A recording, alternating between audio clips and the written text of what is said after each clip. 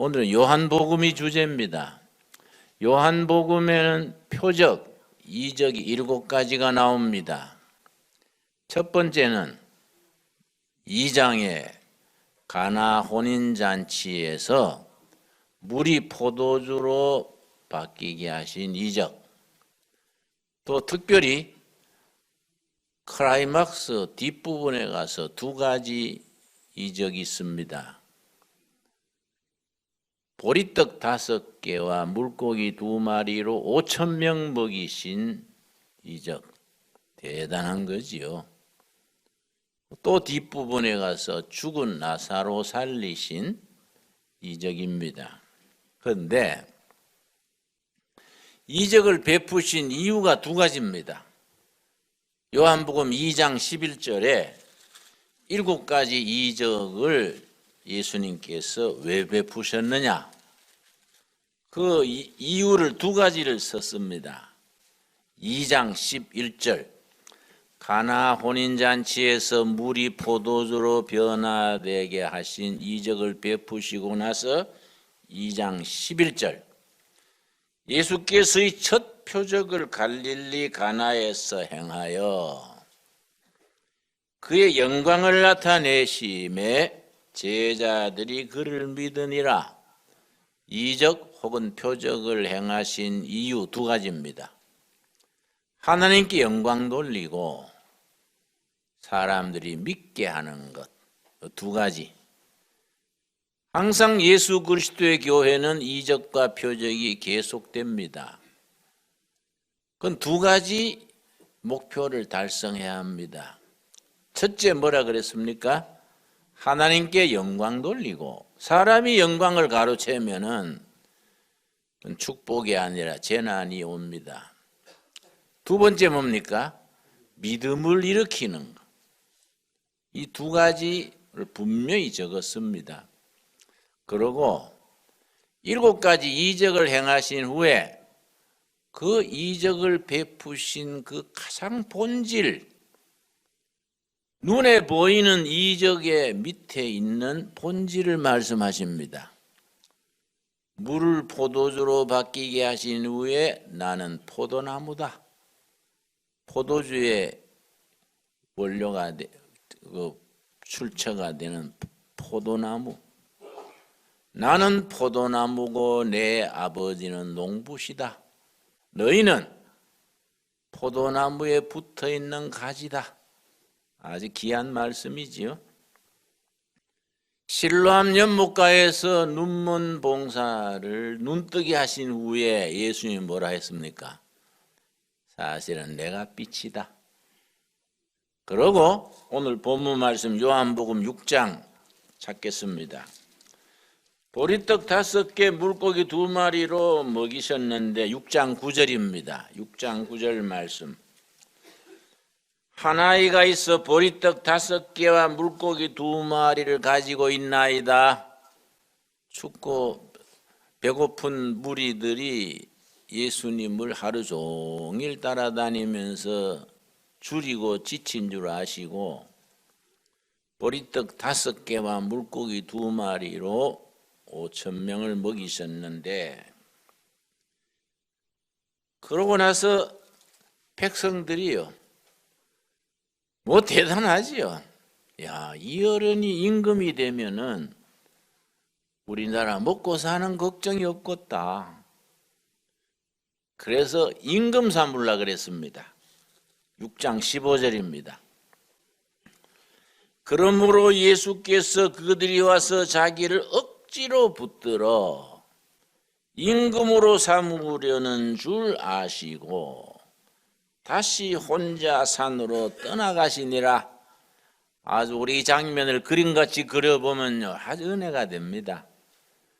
엄청난 이적을 베푸시고 나니까 각 군중들이요, 나사렛 예수를 임금으로 삼자. 로마의 독립도 이루고 식량 문제도 해결하고 병든 사람은 다 치료되고 임금으로 삼자. 예수님이 그걸 아시고 조용히 떠나서 혼자 산으로 올라가셔서 기도하셨습니다. 이런 장면을 우리가 그림 것처럼 그려봐야 돼요. 그리고 우리 마음에 새겨야 합니다. 그래서 예수님 말씀하십니다. 26절입니다. 이 요한복음 6장이 참 깊이가 있습니다. 또 읽고 또 읽고 읽으면서 완전히 우리 세포 속에 뼈 속에 녹아들도록 이런 말씀을 익혀야 합니다. 예수께서 대답하여 이르시되 내가 진실로 진실로 너희에게 이르노니 너희가 나를 찾는 것은 표적을 본 까닭이요 표적을 본 까닭이 아니요 떡을 먹고 배부른 까닭이로다. 수많은 백성들이 예수님을 박수치고 임금으로 삼자 한 것은 본질적인 게 아니다. 먹고 배불렀기 때문에 나를 따르는 거이다. 그랬더니 27절 예수님이 우리에게 일러주십니다. 썩을 양식을 위하여 일하지 말고 예수님이 5,000명 먹이셨지만은 한 끼 지나면 다시 배고파지지요. 썩을 양식을 위하여 일하지 말고 영생하도록 있는 양식을 위하여 하라. 이 양식은 인자가 너희에게 주리니 인자는 아버지 하나님께서 인치신 자니라. 그런데 주위의 사람들이 예수님께 물었습니다. 하나님의 일을 어떻게 해야 되겠습니까? 참 좋은 질문입니다. 바로 28절입니다. 그들이 묻되 우리가 어떻게 하여야 하나님의 일을 하오리까? 집 팔아가지고 교회 바쳐야 되겠습니까? 40일 금식을 해야겠습니까? 직장 그만두고 성교소로 나가야 할까요? 하나님의 일을 어떻게 해야 잘하는 것인가? 참 중요한 질문이지요. 하나님의 일을 하고 싶은데 어떻게 해야 잘하겠습니까? 예수님께서 아주 중요한 대답을 하셨습니다. 29절입니다. 예수께서 대답하여 이르시되 하나님께서 보내신 일을 믿는 것이 하나님의 일이니라. 믿음이 하나님의 일이 딴 게 아니다. 보내신 자 예수 그리스도를 주인으로 영접하고 믿는 것이 하나님의 일이다. 여러분, 우리는 하나님의 일을 요란스럽게 생각합니다. 거창하게 생각합니다. 아니다. 보내신 자를 믿는 것, 바른 믿음, 그 믿음을 따라 사는 삶, 그것이 하나님의 일이다. 이 속에 담겨진 영적 비밀을 우리가 온몸으로 깨달을 수 있게 되기를 바랍니다. 뭘 하는 게 아니다. 바로 믿는 것이 하나님의 일이다. 이걸 영어로 표현할 때 누가 그렇게 썼습니다. 크리스찬의 삶은 빅두가 아니라 빅돈이다. 두는 한다는 거예요. 하나님이 위해서, 교회를 위해서 뭘 하는 게 하나님의 일이 아니다. 빅두지요. 크게 판을 벌리고 뭘 요란스럽게 일하는 게 하나님의 일이 아니다. 빅돈, 돈이라는 건 두, 디드, 돈 있지요?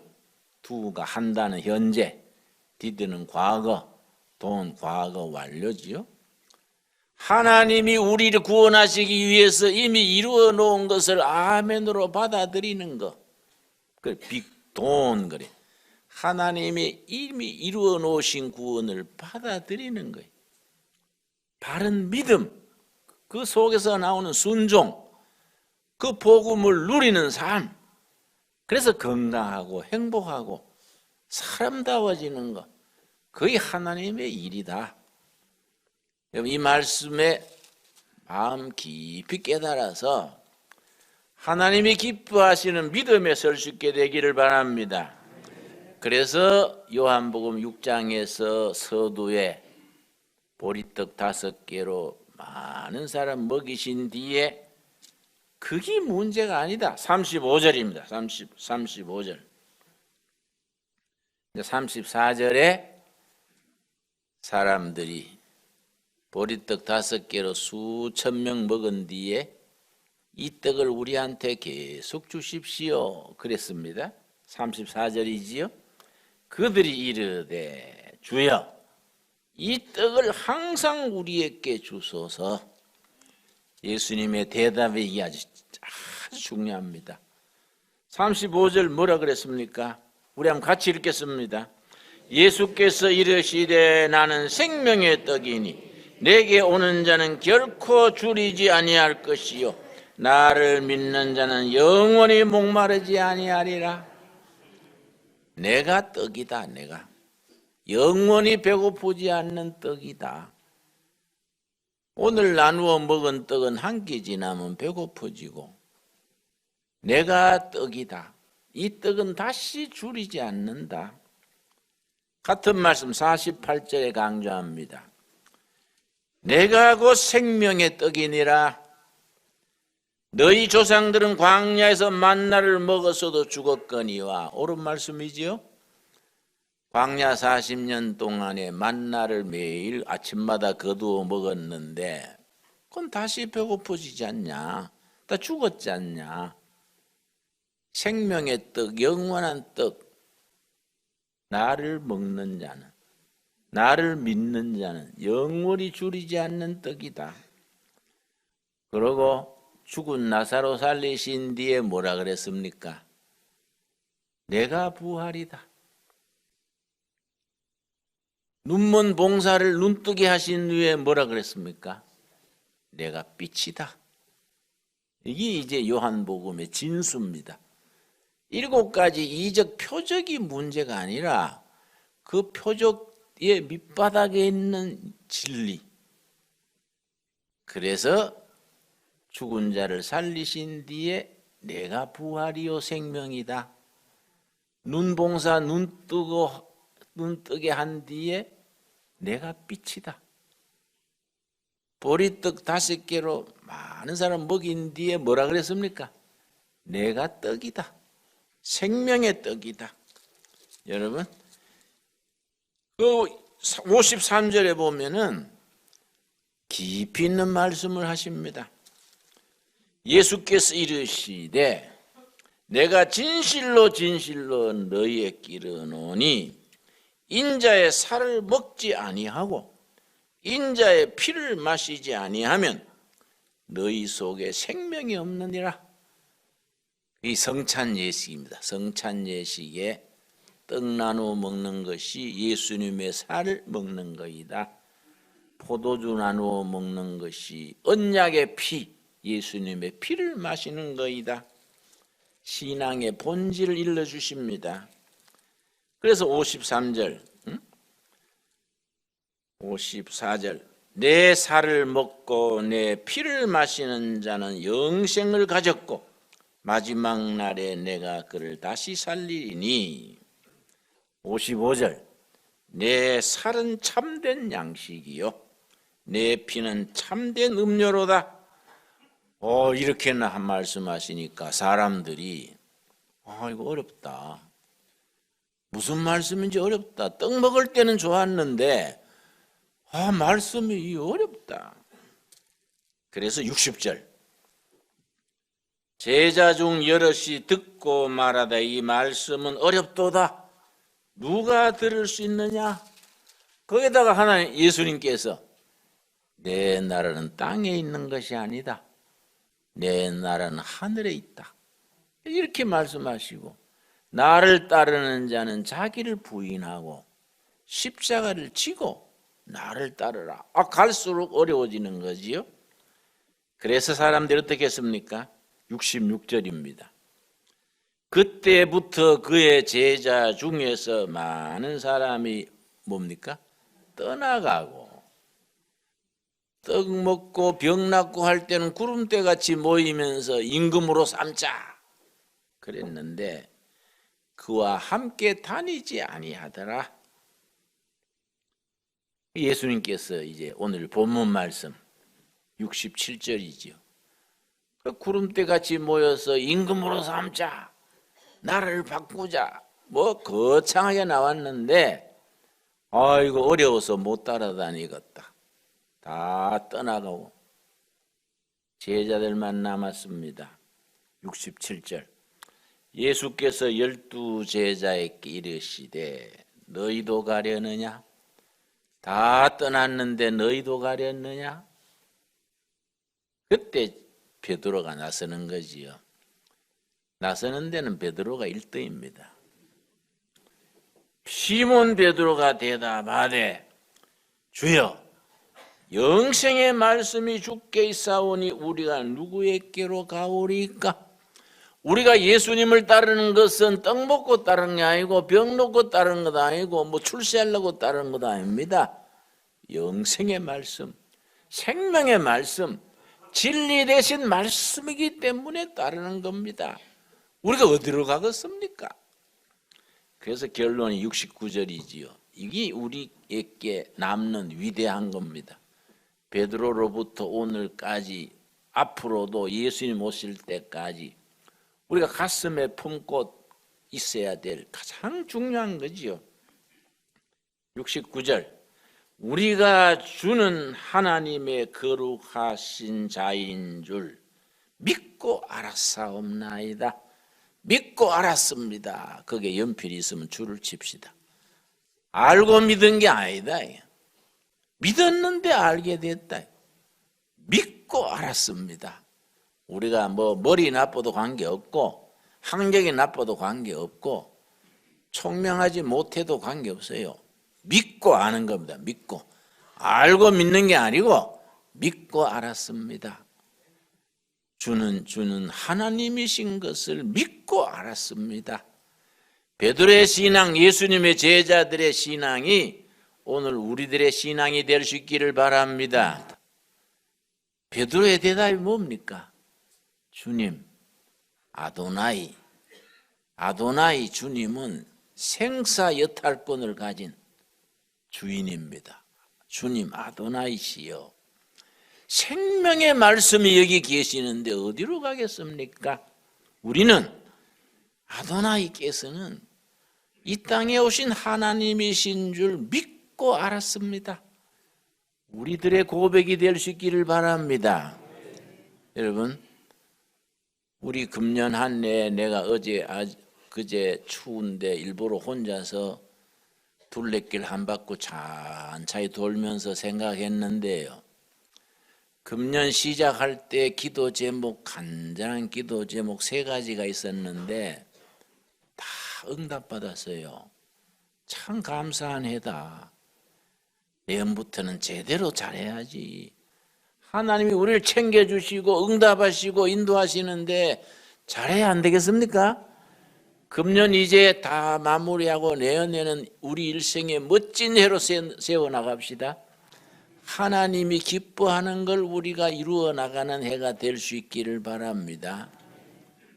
주는 그리스도시고 하나님이신 것을 믿고 알았습니다. 참 귀한 말씀이지요. 여러분, 제가 남양만에서 목회를 하는데요, 농민들이 참 가난해요. 소금 땅이 우리가 개척해서 농가 세운 땅이 960만 평입니다. 1200세대가 들어갔는데요, 이 농협에서 자꾸 돈 내란 딱지는 날아오고 애들 교육시킬 돈도 없고 교회 헌금하고 싶어도 헌금 못하고, 그래서 교회가 앞장서서 돼지단지, 소단지, 젖소단지 만들었습니다. 일본 회사 연결해가지고 일본 기모노 있죠. 일본 여자들이 입는 기모노에 그 수 놓는 허리띠 있습니다. 그거 수 놓는 그걸 홀치기 그래.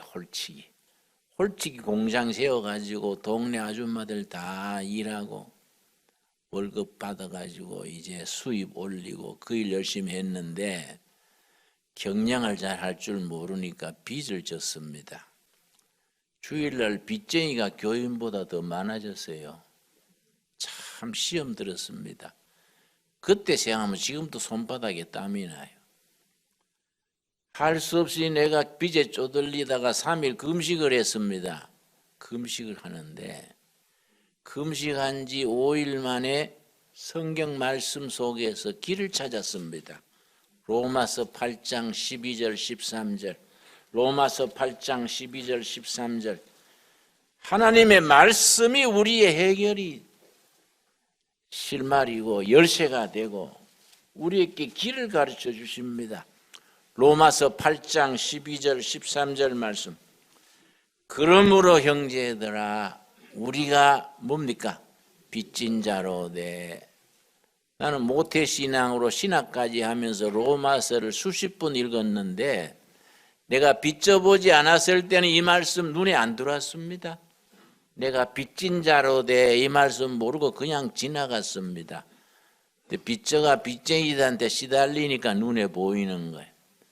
그러므로 김진홍 목사야 네가 빚쟁이 목사로 돼. 야, 성경에 빚쟁이도 다 있구나. 그 다음 뭐라 그랬습니까? 육신에 깨졌어. 육신대로 살 것이 아니다.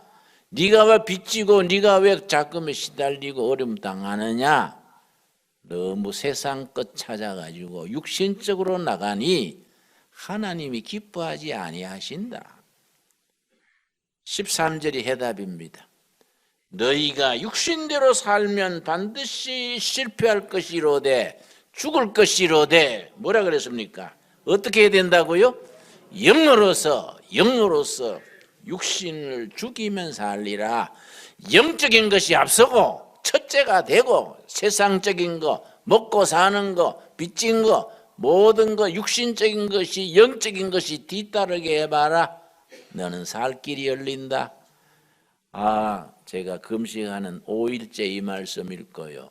내가 성령님의 깨우침으로 내가 마음에 기쁨이 왔습니다. 하나님께서 이거 깨닫게 하시려고 이렇게 어려움을 주셨구만요. 영적인 것이 앞서고 말씀과 은혜가 앞서고 물질과 세상적인 게 뒤따라야 승리한다. 아멘 하시지요? 여러분. 그래서 그 다음 주일날 교인들하고 이 말씀 나누면서 다 같이 회개하고 영적으로 새로 시작합시다. 뭐 돼지단지, 소단지, 뭐 홀치기 공장 이거 다 제쳐놓고 은혜 중심, 말씀 중심, 기도하고 응답받고 영적으로 다시 시작합시다. 아멘. 그리고 우리가 찬송가 280장입니다. 또 부르고 또 불렀습니다. 280장. 천부여 의지 없어서 손 들었습니다. 세상에서 먹고 사는 거 뭐 돼지 먹이고 소 키우고 홀치기 공장하고 그런 거 하다가 빚져가지고 우리가 지금 막다른 골목에 다다랐는데 손 들었습니다. 280장입니다. 천부여 의지 없어서 손 들었습니다. 주님 앞에 손 들고 나왔습니다. 주님이 우리 박대 안 하실 줄 믿습니다. 우리 위해서 피 흘려 죽으셨으니 주님 앞으로 우리 손 들고 나옵니다. 우리가 은혜 받고 울면서 불렀습니다.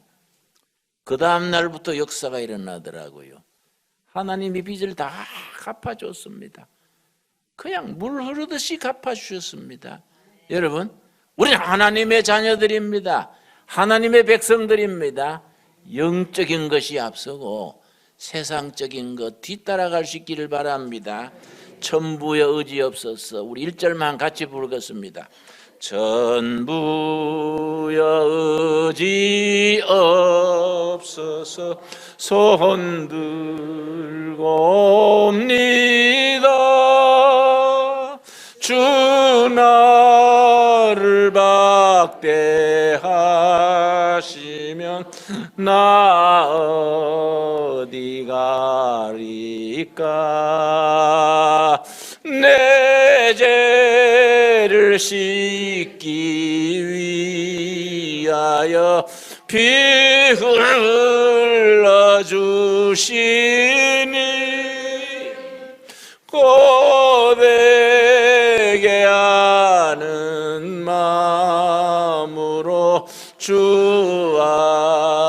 배웁니다. 여러분, 주님 의지고 나갈 때 말씀 안에서 기도 중에 응답이 오고 길이 열립니다. 올해 보내고 내년 2019년은 영적으로 승리하는 해를 맞을 수 있게 되기를 바랍니다. 기도하겠습니다.